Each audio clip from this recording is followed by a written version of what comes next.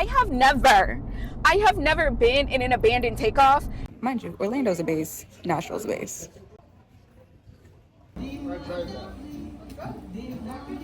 It's your girl Rose and welcome back to another flight attendant vlog. So today I wasn't even planning on recording because I thought today was just going to be a turn.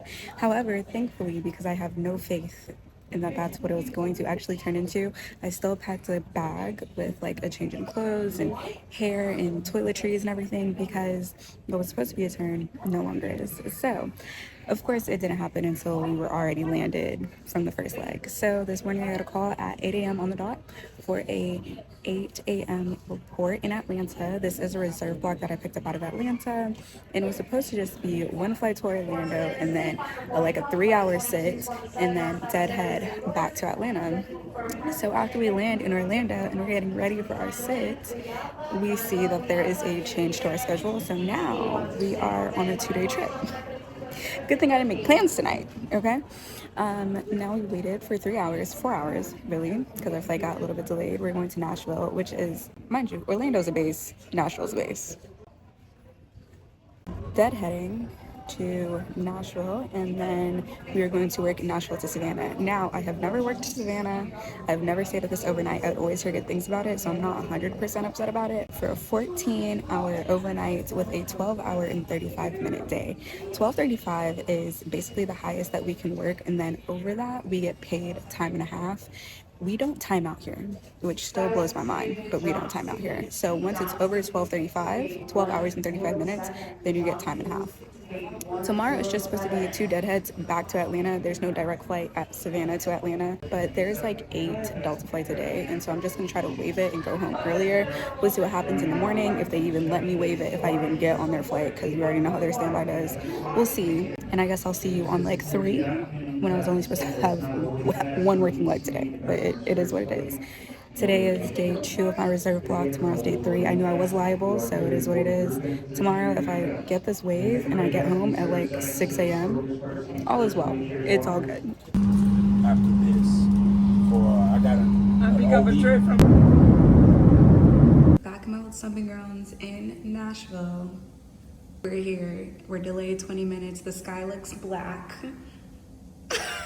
It's the same weather we've been having in Atlanta. That's been nuts. So we sit and we wait once again.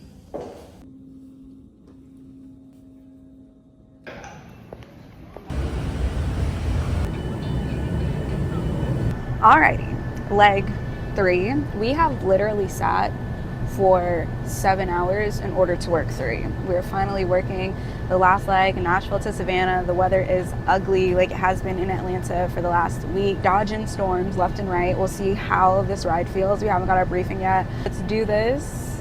We have a 13-hour overnight because of the delays. It got even less.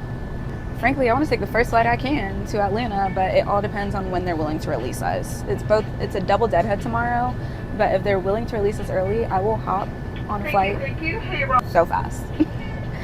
All right, we're about to start boarding. Are you all ready over there? Ready. Let's board. Yeah. Oh, Savannah, no.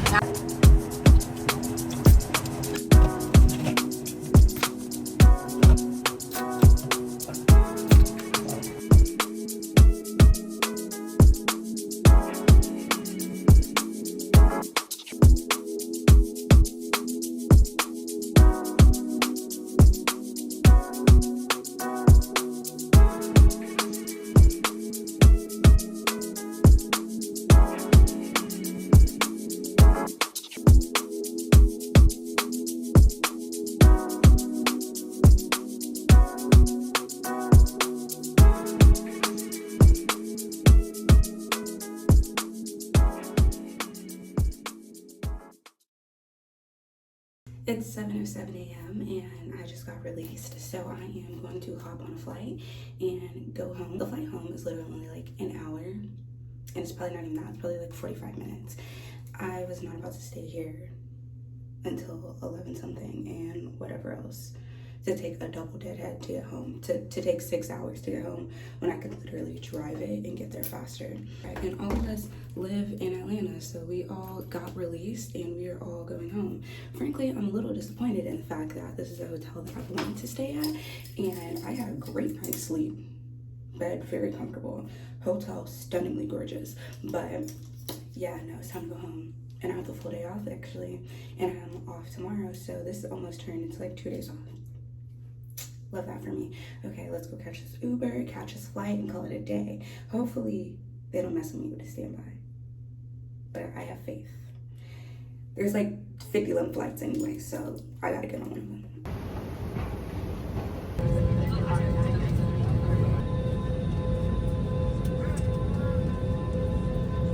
Y'all, I'm finally on my way home after a very long... let me explain to you what just happened. I swear my life can never be simple, much less a commute, okay? So I decided to wave my deadhead, like I was telling y'all, and get on the Delta flight. Got to the airport, me and one of the other flight attendants, we chose to take this flight. The other one, I don't know if she took the deadheads or if she waved them, I don't know, that's not my business. But we decided to go to the airport for this 8:30 flight. We both get cleared for the flight. There's like 19 seats open. We're like 7 and 8. We get cleared. We get on board. They close the door 5 minutes early. Like, it's about to be smooth. It's like a 45-minute flight from Savannah to Atlanta. But nothing can ever be too simple. We are taking off. I hear a like, I don't even know how to describe it.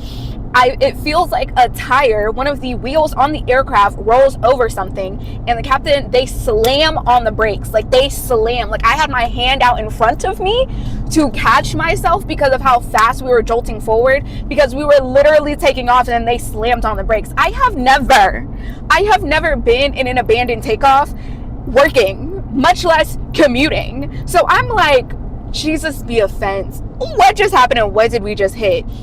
Because I'm like, did we pop a tire? Like, I don't know what happened. And frankly, like, when you're working and you're going through your briefing and they tell you if we abandon takeoff, just wait, we have to go through our checklist and then we will call you when we're ready. So you already expect to not hear from them for like maybe 2 minutes or so after an abandoned takeoff, because they're going through their things, right? Because takeoff is already like sterile flight deck. Like, they're already doing a lot, much less when madness happens and they have to reject their takeoff, okay? Me and the other flight attendant are texting, and she is apparently around a whole bunch of other non-revers. So there was like other crew members, other pilots that were on there. I was just around normal passengers. It was like the pilot next to me said we lost an engine. I said, girl, what?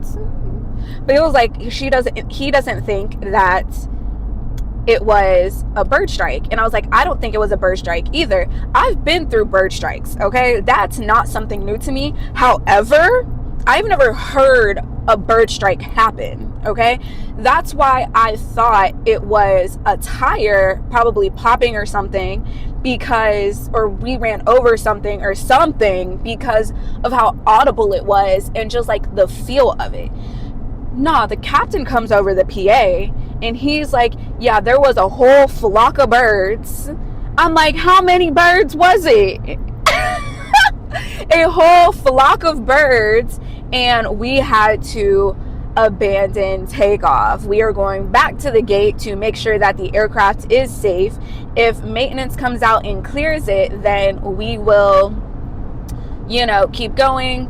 But we will keep you updated, okay? We're in Savannah, and they have like 8 flights a day, Savannah to Atlanta. I guess it's a maintenance station for them. Bro, I was just so blowed. I was like, it can never be too simple. I set my timer from the time that we block back in to when we finally push back. And that was over an hour. So maintenance comes out, they come check the aircraft. They say that it's all good, the aircraft is safe. The captain comes on, he says we just have to take care of a bit of paperwork and then we'll be on our way. But like Savannah to Atlanta, 90% of those passengers are probably connecting. The majority of Atlanta's traffic is actually connections, especially on Delta. That's why my commute to Nashville was so rough, because basically anybody leaving Nashville to go to Atlanta or vice versa was doing a connection. So that's what made that commute so hard. I didn't hear anything for maybe like 45-50 minutes, honestly. And so the gate agent finally came on and was like, if you want to get off and we rebook you, if you do not want to fly today, whoop-de-whoop. And so very few people got off, maybe like 3 or 4. A few people did get off, but the majority of people stayed on. Flight, literally the door closed originally at 8:25 a.m. The door, when we finally pushed again, it was after 10 a.m. I was just trying to sit in my seat, watch Love Island, and go home in peace. But life can never be too simple. Anywho, that is that. That is a wrap to the end of this 2-day mess of a standby.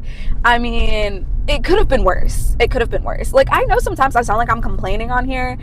I really don't mean to. It's just really the reality of the career. I'm not upset about it. Clearly, I'm still here, so I deal with it. But anywho, make sure you like, comment, subscribe, and until next time, bye, Sky fam.